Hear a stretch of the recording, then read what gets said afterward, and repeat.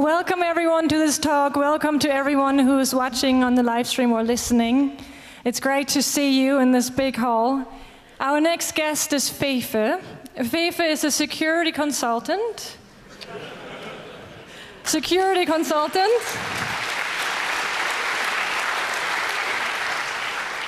He's also the co-founder of the company Code Blau. It's specializing in security concepts. And Fefe belongs to the CCC inventory, kind of like the downtime of the wiki. For those who are not from Germany, Fefe has a little blog in Germany. A little and pretty blog. Really tiny, really tiny. Not many people read that, or? Can we change the subject, please? I do want to say, though, that this blog is the only website that comes up when you go into the Berlin U-Bahn in the metro. So this is the fastest loading time of all websites.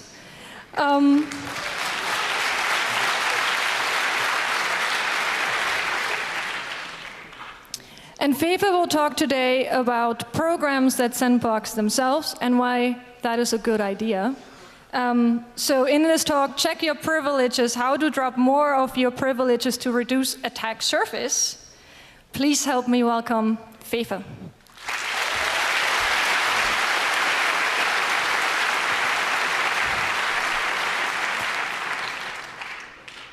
Good morning, everyone. Thanks for showing up. So this talk is about how you can write your own programs. So even if they are exploited because you have a bug in them, the damage is still limited.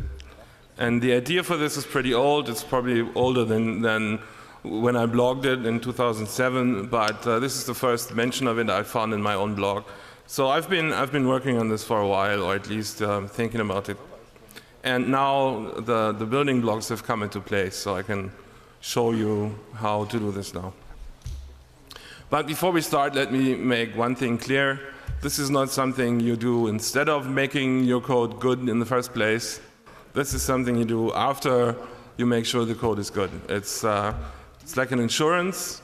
It can save your ass, but if you're negligent, then they won't pay you out, right? So basically, I'm trying to show the problem I'm trying to solve first. So basically, when you plan software, you think of it like this. And when it's written, it's more like this.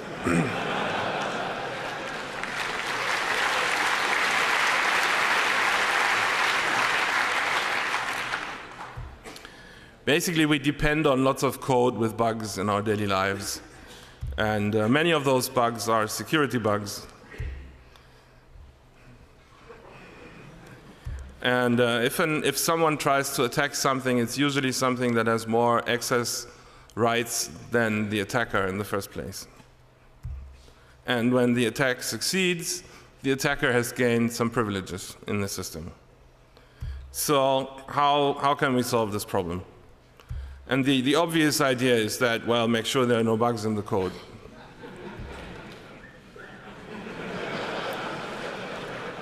It's not that simple, it turns out.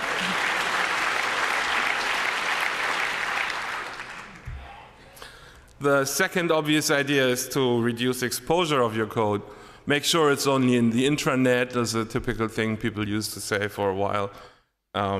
Make sure it's only reachable via HTTPS after authentication, so you know only people with accounts can attack you, which may not lessen the burden a lot if you're, say, an email provider, because everyone can have an account. Or maybe it's an internal microservice and it's not visible from the internet, or it's behind 7 proxies.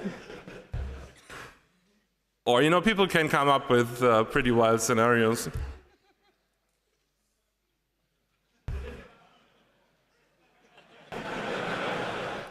But no matter what you do, all you can do is reduce probability of a hack.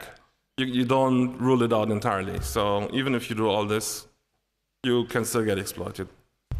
So what can we do to make exploitation harder? This is where most of the research right now is focused. You can have non-executable stack, which is pretty standard these days. You can have cookies on the stack. You can have a hardened heap. All those are standard too. ASLR and position-independent executables. ROP protection is kind of the new thing that people are trying to make a standard. You can ban dangerous APIs, which is a good idea. You can train developers. You can have a bug bounty. That is a good idea too, if you have them cache lying around. You can run the code on some architecture that you hope nobody knows how to exploit.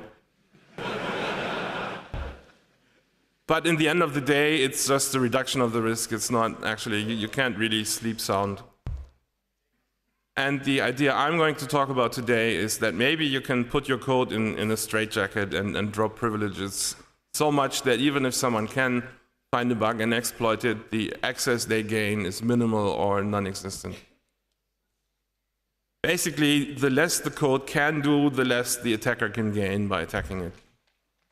However, there's a massive difference between what the code can do and what the code actually does. So I'm talking about what the code can do. This is not about, well, I'm not writing files anywhere, so I should be safe. No, if someone gets code execution in your process and that process can write somewhere, then that's a problem. So this is not about what your code actually tries to do, but what it could do with the privilege level it's running as in the operating system. The post-exploitation attacker is not limited by what your code was trying to do. This is very important to understand. Basically, if you run something like, say, ping, it's a setuid root program on Unix, then if the service, or like an HTTP daemon or any system service, basically, it's usually running as super user traditionally, and the super user has all the access in the system. So this is really bad. The obvious first step is to reduce this a bit. So this is what the super user can do. The next step is you drop privileges, so you run as a normal user in the system, and you still have a lot of privileges. But it's better. And this talk is about maybe we can drop privileges some more. And the service can only really do very tiny things in the system. That's the idea. Common patterns for achieving this are the app drops privileges, and then you do all the really hard and dangerous stuff in the beginning, then you drop privileges, and you hope that the bug that the attacker will find is in the code after you drop privileges. And this may be a sound assumption, but it may not be. So this is kind of risky. But it's a common way to approach this. The next way to approach this, I'm going to talk about all of this in detail, is called privilege separation, when you split up your process and you move the dangerous part in a separate process and make sure that process can't really do anything. And another thing that's usually done is if you're really helpless because you can't trust the app and it's really big, you put it in a VM or maybe a container or a jail, and you hope that these mechanisms will constrain the explosion a bit. But maybe the app can confine itself too. And this is an idea that's pretty new, I think. It's only been gaining traction in the last few years, as far as I know.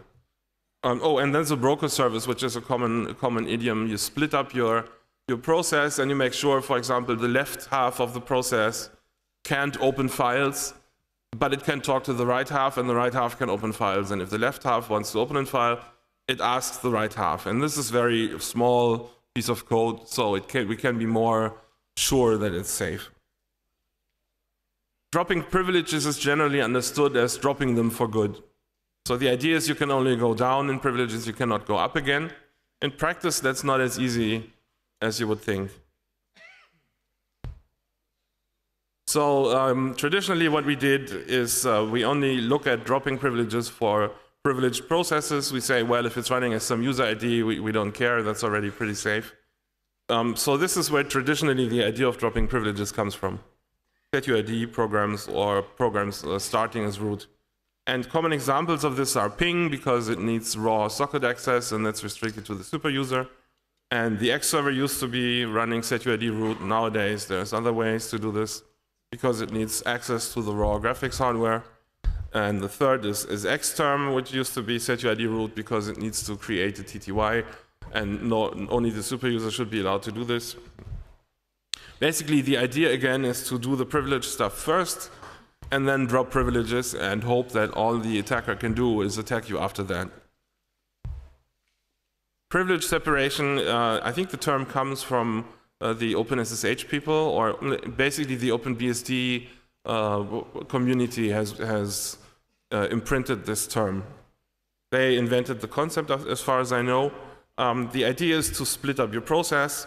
So let's say you have this hugely complex crypto and parsing code that does the SSH low-level protocol parsing, and you think it's safe, but you're not really sure. So you put this in a separate process, and that process is confined to a small empty part in the file system. And you make sure it can't do anything except parsing the protocol. And then if anything blows up, it's only that part that blows up and not the whole thing. The whole thing can do diagnostics and say, oh, someone tried to hack me.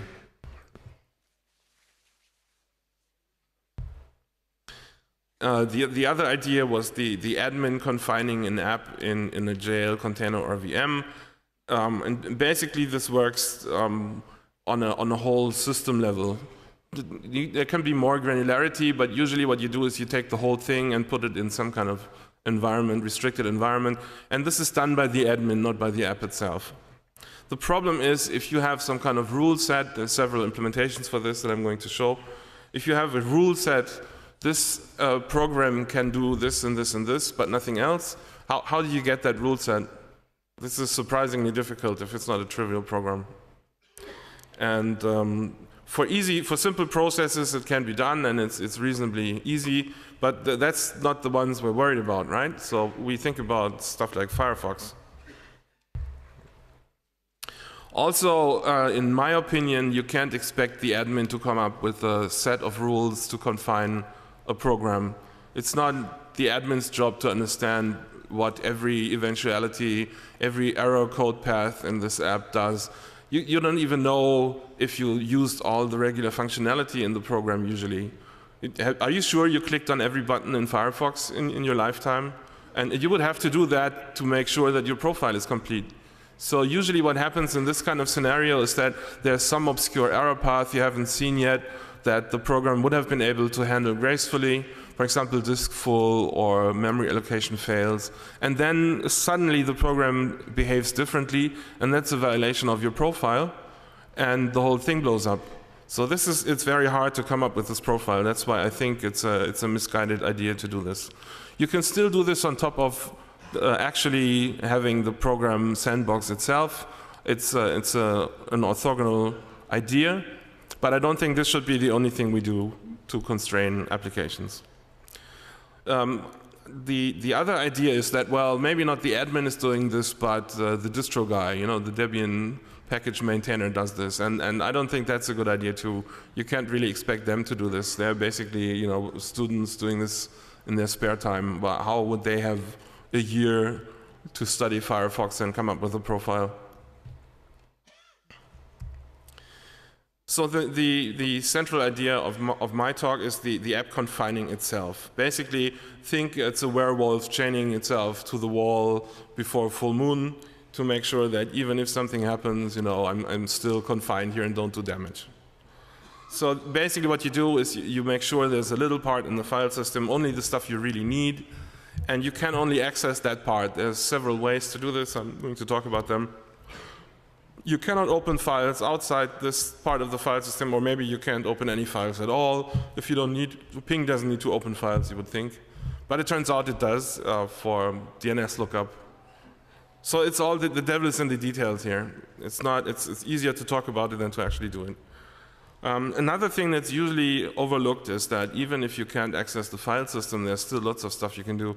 System 5 IPC is its own namespace, for example, which means you could access shared memory from other processes if they use System 5 IPC. Or you can send signals, just kill processes. Or you could use ptrace, which is the Unix debug API, to attach yourself as a debugger to some process outside of your environment. So it's not enough to limit the file system access. There's more stuff you can do.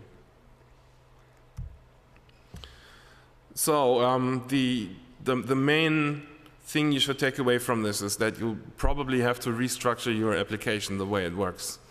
You limit what the main application can do to reduce the part you really have to be sure about to the broker service, and the broker service gets messages from the main program, stuff like, I want to open this file for reading, or I want to open that file for writing, and the broker service can do additional checking aside from what the operating system is doing anyway.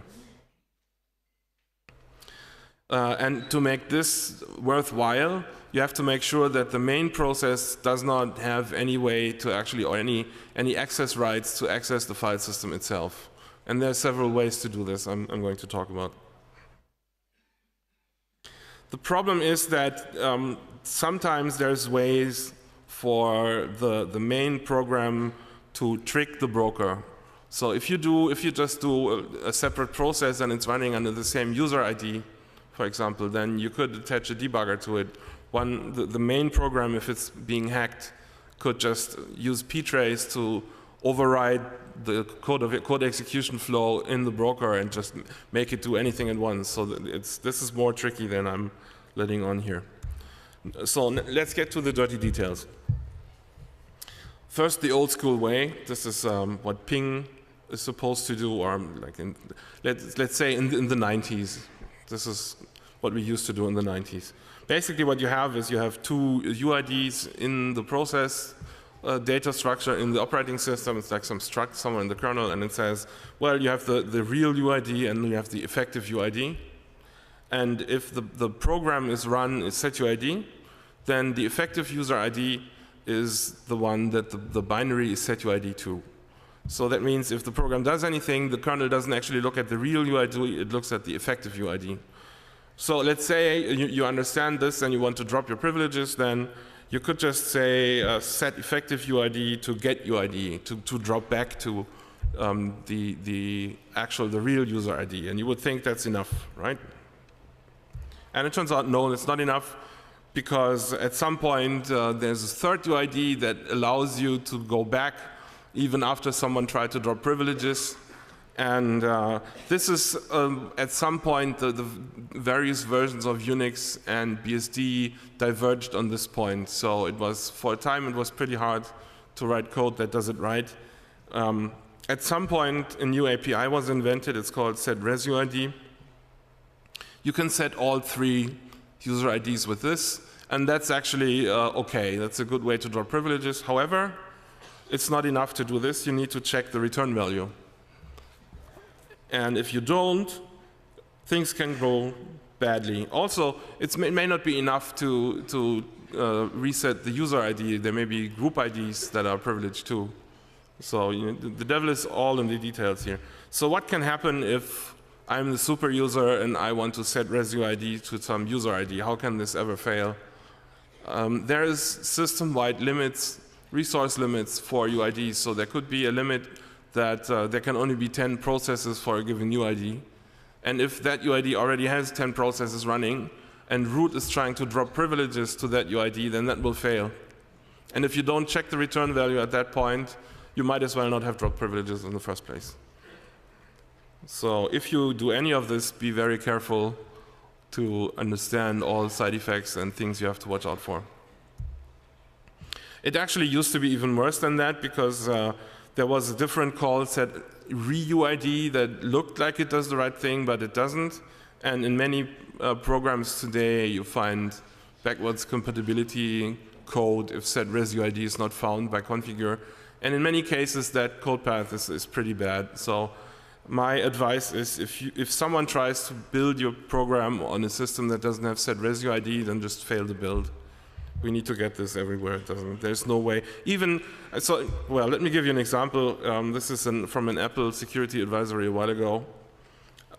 It says basically the issue was that the set regid system call failed to drop privileges. Well, that's what it's there for, right? So very careful with this. Actually test it works, and make sure you check all the return values. So, but have we actually dropped privileges? Let's say we are ping and we get a raw socket in the beginning, and then we drop privileges, and then someone attacks us successfully. Then maybe we're not running as root anymore, but what happens if all the attacker wanted was the raw socket? We still have that. So dropping privileges is more than going back to a UID. Also, the concept of, well, we do the dangerous stuff first may be more difficult than it looks like. So for example, what about parsing command line arguments?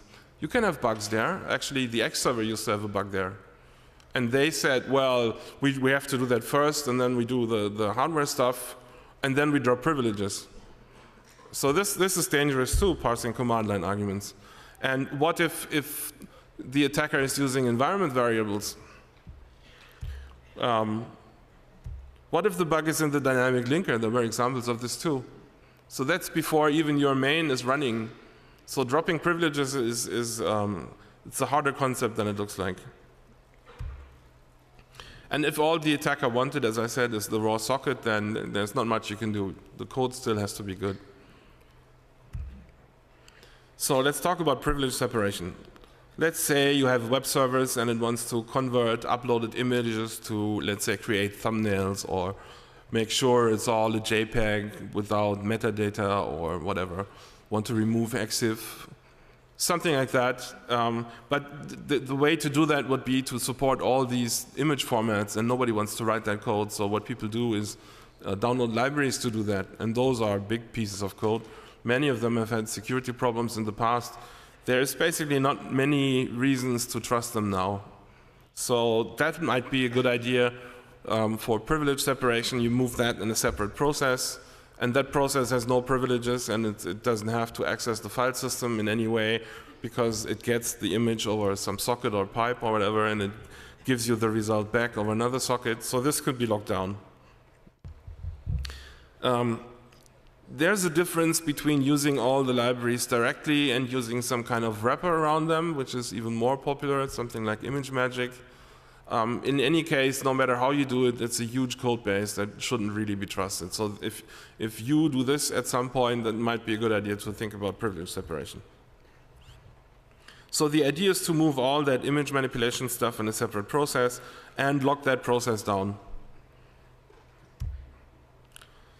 So by locking down, what do we mean by that? And so the obvious things are the file system access, obviously system 5 IPC, other processes, inter-process communications. Make sure no new channels of IPC can be opened. Only the ones you gave the process when you created it can still be used. You want to limit network access because if the attacker can't get a shell, then maybe it wants to create a little shell on a network socket.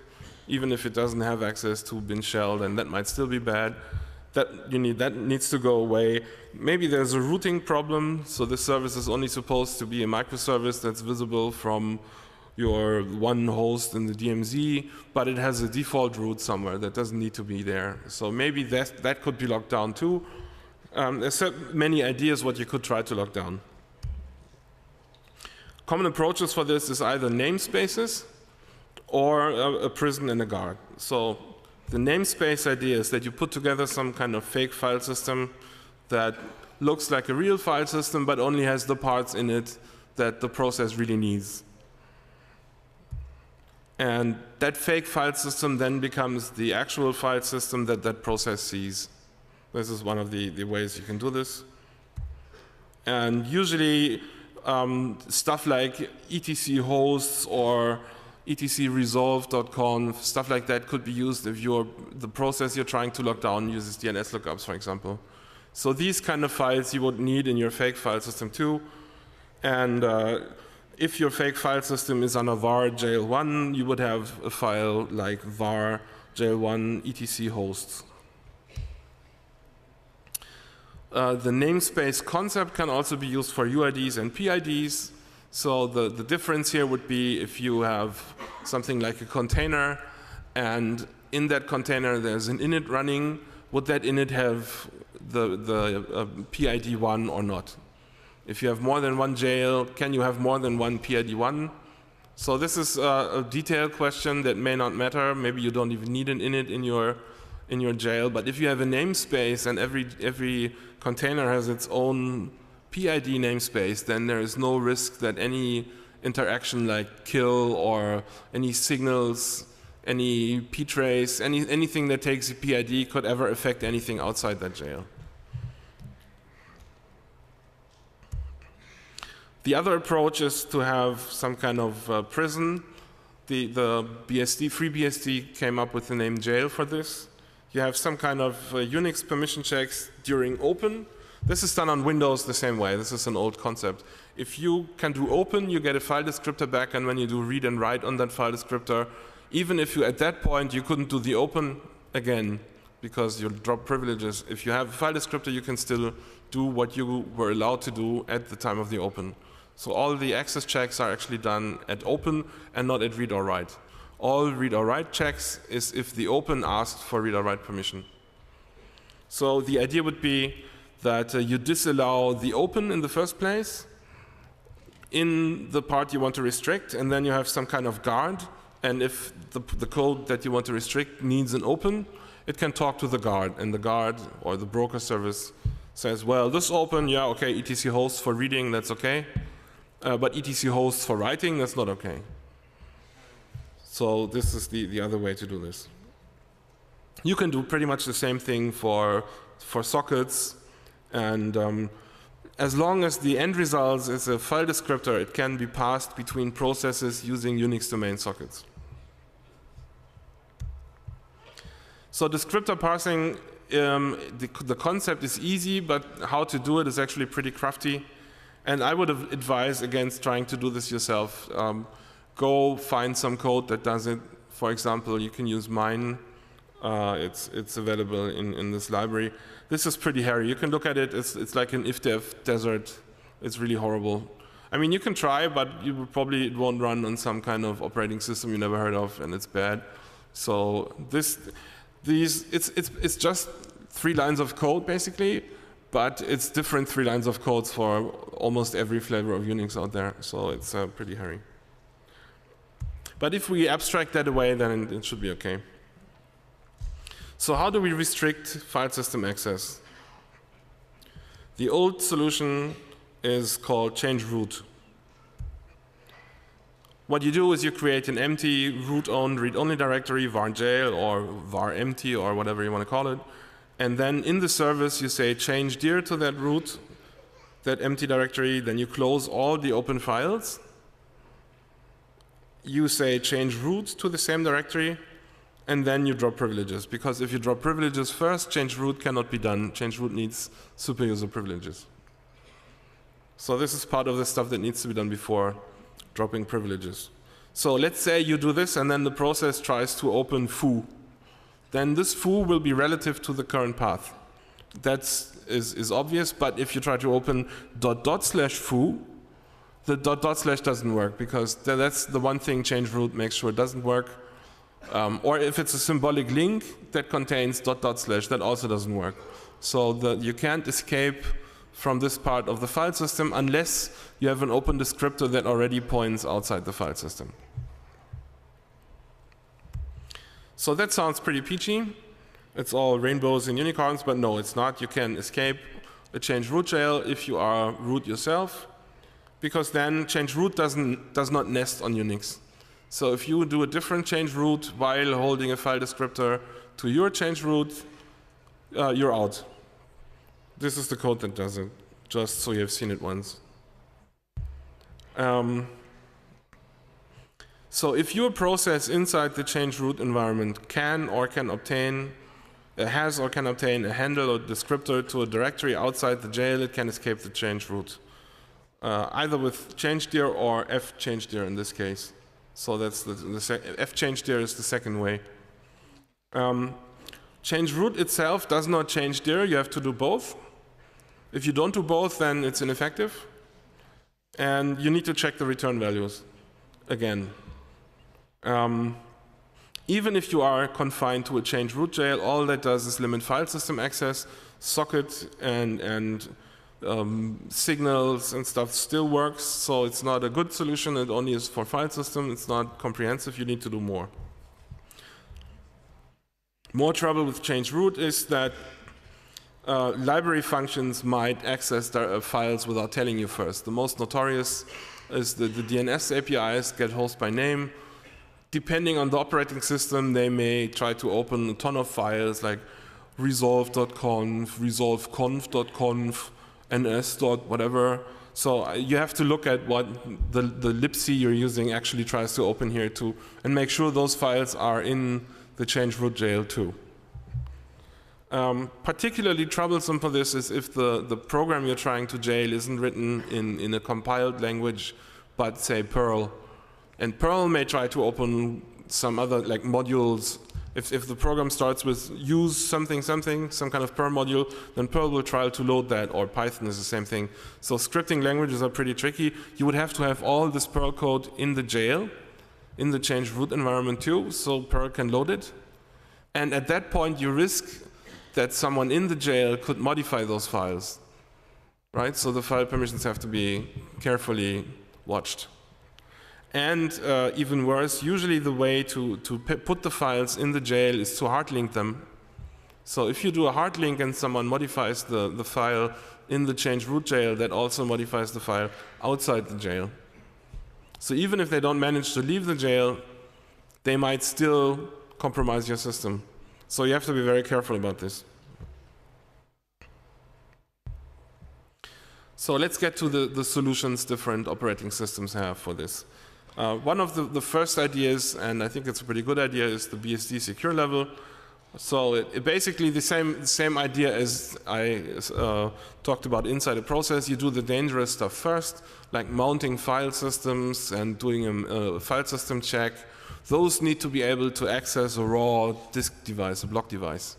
But after you do file system check, maybe you don't need it anymore. It's a production server, so you might as well turn off the capability in the whole system to open raw block devices.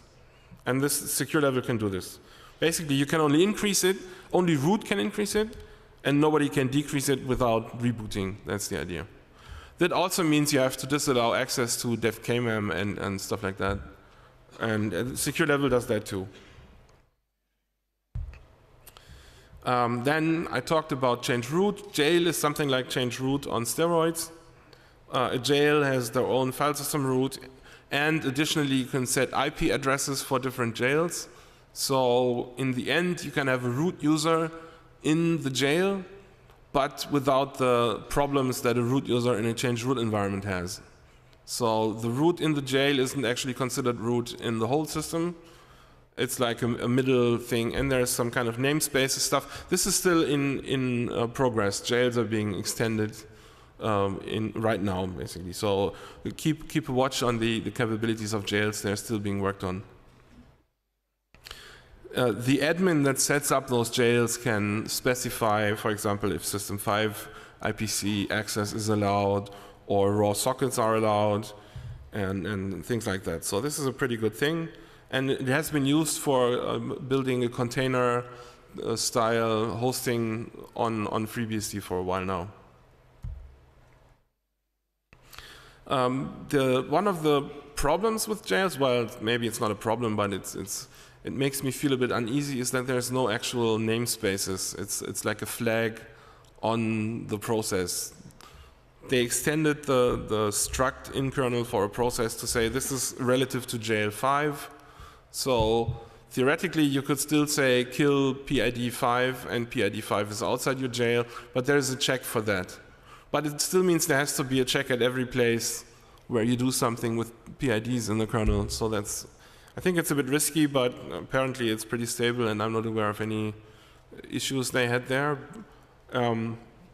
PID1 is always in the host, not in any of the jails. If you try to kill PID1 inside a jail, it fails because PID1 does not belong to that jail. That's how it works. So it's like a namespace light, you could say, maybe. But it means if there's two processes in different jails, they can't have the same PID. That's like a slight info leak. No, it's not clear how much of a problem that is, but just to understand how that works. So let's get to the APIs to restrict what a process can do. Capsicum is the FreeBSD way for this, and this is actually a pretty neat API. The whole idea is that you split off a broker service and you use Capsicum to make sure that all global namespace accesses like open file or create socket fail, And the only way to get descriptors to files you want to open is by going through the broker. To make sure that there's some more restrictions actually in Capsicum. So for example, you can say ptrace is not allowed, or you can say socket operations are only these socket operations are allowed. So you can have some more fine-grained control, but it's not completely fine-grained. You can say, for example, mmap is disallowed if you wanted to. OpenBSD came up with an API called Tame. The idea is similar to Capsicum, but it restricts some more. My problem with this API is that they have these flags that they needed, and if you need some other way to restrict the process, you can't. All you have is the flags that they provide for you. So it's not programmable, you could say. It's not as flexible as Linux. But if all you need is those flags, and for most people it should be enough, then it's actually not that bad. The problem is that these are defines. So if you want to support different versions of OpenBSD, then you have an ifdefhell. If this flag is available, then use it, otherwise not. So portability is a bit bad. It feels a bit like a kludge to me. And the OpenBSD people agreed, so they have a new API now. It's called Pledge. And what you do with Pledge is you basically the same as the flags, but you put it in a string. And that string is then parsed by the kernel, and if you try to pledge something that the kernel doesn't understand, then there is no ifdef hell. However, the kernel needs to parse strings now, which is also dangerous. So I'm not sure if this is actually an advancement over Tame, but and it's there. There is one pretty good idea in Pledge that is in no other system. You can also give a list of paths, and file system accesses will only succeed if the file name you're trying to open is in one of those paths. So you don't need to set up a jail or a change root environment. You can say, etc host is okay. Otherwise, my home directory is okay. But all others /tmp is okay. Like you have that kind of list, but my program never needs to look into user bin, for example. You could say that in Pledge. That's a pretty neat thing. I would like to see in the other APIs too. So let's come to Linux. Linux has a pretty early concept of capabilities that was from the time when we didn't think about restricting more than dropping privileges. So the idea with capabilities is instead of dropping privileges, we make sure we don't give you privilege you don't need in the first place. It never really took off. So the idea was you could have a ping that doesn't really have super user privileges. It just has the part it needs to create raw sockets. It couldn't, for example, access the disk device or something. Never really got anywhere as far as I know. There's a combined thing that's available on OpenBSD and Linux. It's called systrace. It's also pretty old. The idea is that you have a system-wide profile that says, for example, ls can do opendir, readdir, readlink. These are system calls, and write, because it needs to write the output to stand it out. But if it tries to do anything aside from that, an alarm is raised. That's the idea with systrace. However, the profile does not come with the program, and the program cannot set its own profile. This is something the admin provides, or that's provided at installation time. This is what a profile looks like in practice. You don't need to read the fine print just to show you basically what to expect. It's a text file. So systrace, the problem is, where does the profile come from? So, and the answer is, well, the admin has some kind of training mode. And I talked about the problems with that earlier. I don't think that's a good solution, because getting coverage from a program you wrote yourself is already hard. And most people can never get full coverage with their unit tests. How do you expect the admin that doesn't know the code to do it? So I think it's a bad idea. Then there's a kernel patch series called GR Security that offers features that are conceptually similar to systrace. It's not part of the stock kernel, so I'm not advocating it here. I think if you want to have this kind of thing, it should be in the stock system and not need any external stuff. And it cannot be used to self-sandbox. Then there's SE Linux, that's also pretty well known. It's conceptually the same as systrace, a little more powerful, but again, can't be used to sandbox yourself. AppArmor is another not invented here type of thing, does a similar thing, also not used for self-sandboxing. And the actual API for Linux you would use to sandbox yourself is called seccomp-filter. It's based on seccomp, and this is a startup business model from 2005 where someone said, well, you could sell your spare CPU cycles for, say, scientific computing and cloud computing or something. But since you can't trust foreign code, we'll make sure that the foreign code can't do anything. And it didn't catch on, but on this basis, they invented Mode 2 or seccomp-filter. And it uses Berkeley packet filters with, who here knows what a Berkeley packet filter is? Okay, pretty much, so more than I expected. It's a bytecode VM, basically. It's really horrible. It's a stack machine, very limited instruction set. There is tooling, but you have to look for it, and it's still pretty horrible.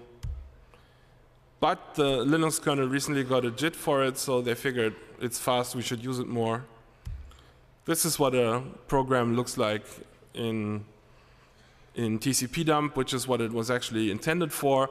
If you say port 22, then there's a little bytecode compiled that looks at the packet and says, okay, this is IP, this is TCP or UDP, and there is a port 22. So it's pretty gross. And the idea with seccomp-filter, seccomp mode 2 or seccomp-filter is that instead of a packet, you give a memory buffer that contains the syscall number and all the arguments to the syscall. And then you can write a little program or bytecode that looks at these arguments and says, no, this syscall number is not allowed. There's some more details going on, but if it boils down to this, you have some, it's macro hell and it's really horrible, but I thought you should see it at least once. You would do something like allow syscall open, allow syscall exit, and that's it. This is the easy mode when you don't look at the arguments. There's some trickery that was a security problem in seccomp-filter initially, where you would have a platform that allows different kinds of binaries, 32-bit and 64-bit, so you have to do an additional check, but never mind that here. And then you construct a program like this. You have all these BPF jump or BPF statement. You see BPF LD, for example, is a load, and BPF jump is a conditional jump. BPF red says, okay, program is finished here. And you set it up with PR control, which is, as far as I know, a Linux-specific syscall. The plus side is that it works. And if you abstract it away, it doesn't even smell that bad. It's actually quite efficient because of the JIT. And it's reasonably powerful. On the Contra side, what the hell were they thinking? I mean, if you expect people to write code like this, then the complexity of the checking code shouldn't approach the complexity of the code you're trying to lock down. Otherwise, you know, there will be bugs in there.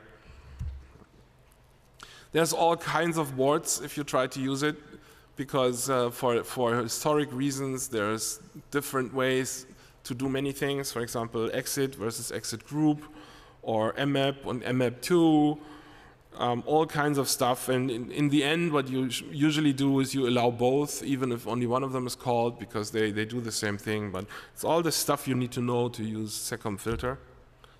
And for mmap, there's the worst problem, because mmap has more arguments than there were free registers on IA386. So the first mmap version of this, first version of the mmap syscall didn't actually use the registers, but it used a pointer to a buffer. And you can't inspect that buffer from seccomp-filter. So if someone uses the old mmap, there's no way to use seccomp-filter to restrict that. Look at the arguments. So this is bad. Unfortunately, glibc hasn't used this in a while, so you should be okay. If you want to inspect arguments, it looks like this. So in this case, we have open, and we want to make sure only open for reading is allowed. So, I mean, it's pretty ugly, you can see that, but you can attempt to abstract that away. So let's say I want to allow open, but only for etc resolve.conf, which is a common thing you might want to do. Can't be done with seccomfilter because you can't inspect memory. And you may be asking why don't they allow that? And even if it could be done, it would still be insecure. And you think of this scene.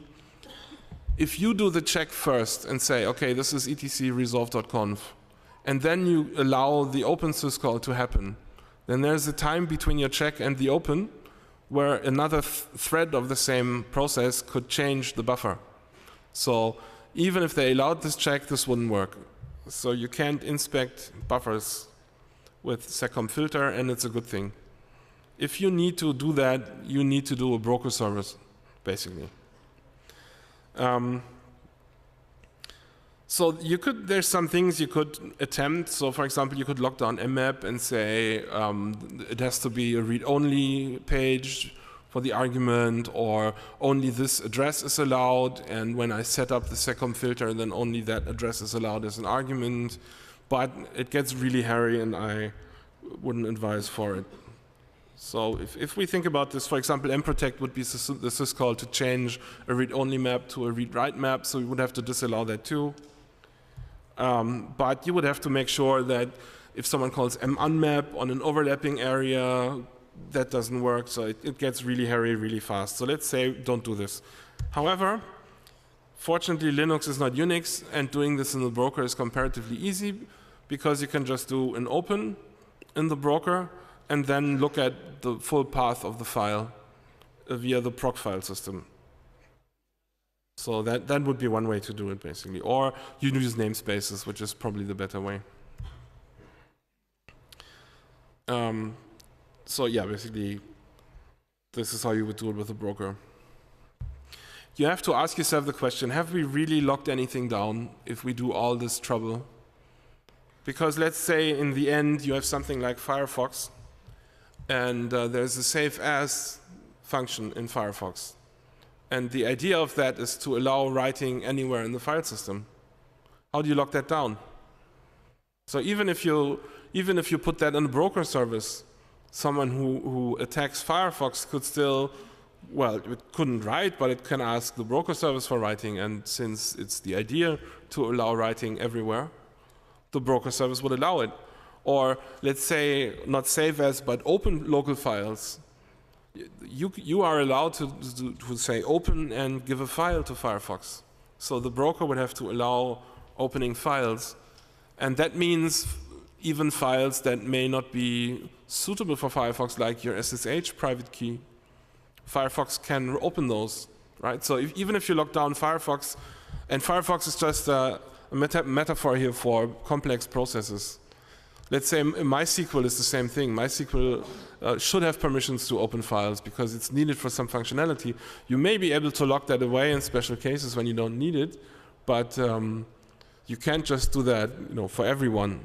So it's a problem that you may be able to lock down more if you know more details about your application.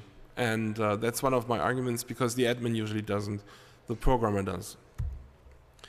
The big elephant in the room is kernel bugs. We have a high-profile kernel bug around every 6 to 12 months. And if we rely on some security mechanism like namespaces or seccomfilter, the next vulnerability might be in there. It's complex code. Complex code has bugs, right? So the expectation is most unfound bugs are in obscure places. So my example for this would be X25 socket handling, because nobody uses that anymore. There are probably still bugs in there because nobody cares. If we lock that away, we gain something. So there is a value not just in restricting permissions, there's also value on top of that in restricting kernel APIs that are visible to the program and locking away APIs that might have a problem in the future. That is also a win. Even if we don't gain anything tangible now, it's insurance against the future.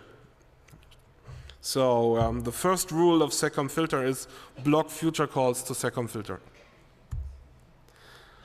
So as an example, I tried to lock down my ping implementation to get a handle on all this functionality. And so the first thing you do is you get a raw socket and you drop privileges. And after that, you want to lock down what the attacker can do. So before you do command line parsing, right? So you lock that down. The documentation says if you apply 2 filters with seccomfilter, then both are applied. So I thought, oh, that's good. I can do several stages. So the first stage drops stuff I never need. But file system access I can only block after I did the DNS lookup, and that I can only do after I pass the command line. So I have more privilege than I really need during the time I parse the command line. So I did several calls to seccomfilter, and I found out that it didn't work as advertised. So this is a caveat that you should know. I could install a filter that disallowed further calls to seccomfilter twice, so it obviously didn't get applied. So have a unit test for your lockdown mechanisms too. On Windows, theoretically you can do this, but it's so hard that I would recommend against it. If you are really dead set on trying to do this on Windows, go read the Chrome Sandbox implementation. It's open source. It's really hairy, and I wouldn't feel safe if I had any of that code, to be honest, in my project. So if you can at all, do avoid Windows for this. You might, the way to do this might be to use their app lockdown, then it's not your fault if the lockdown isn't good. But trying to do this yourself is not a good idea, I think. So to sum it up, I think we're in a pretty good place from the functionality because we can do most of the stuff we want to do on Linux, FreeBSD, and OpenBSD at least. Fine-grained lockdown is possible, but it's very hard and fidgety. On the other hand, if we write code, that code is usually also hard and fidgety, so I don't think that's much of an argument. If you are a paranoid software author, you can sacrifice some performance to gain more security. The trailblazer here is OpenSSH. And their sandbox source code should be something you study if you want to find out how to do this. Personally, I feel I can sleep well at night knowing that I locked down my code with this stuff and tested that the lockdown actually works. Your mileage may vary. Closing words, use this in your own code. I think this should be the shipping or deployment equivalent of having unit tests. Everyone should have this. If your process is too big to apply this reasonably, then split it up. I think we should strive for a future in 10 years or something where nobody ships software that doesn't have some kind of lockdown mechanism like this. If your code fails after updates because you lock down tightly and it needs more permissions now, then you were doing it right. Because that means your lockdown was very precise. That's how it should be. So there's work involved. Don't get me wrong, this is hard work, and you need to be very concentrated, and you need to check whether you actually achieved what you wanted, but you can do it, and I think you should do it. Any questions? I think we only have 5 minutes, so.